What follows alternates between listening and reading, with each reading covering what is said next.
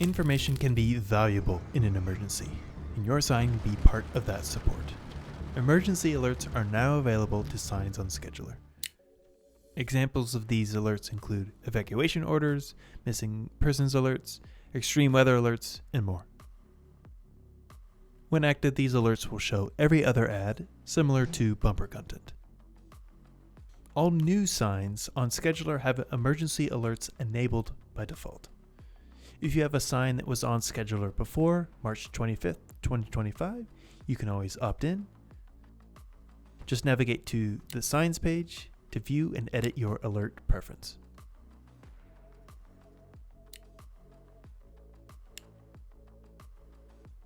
Alerts are enabled.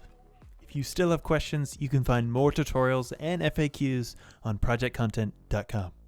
Follow us on socials for tips to keep your sign looking its best, as well as our latest software updates. And if you're not tired of my voice yet, YouTube thinks you'd like this video from us.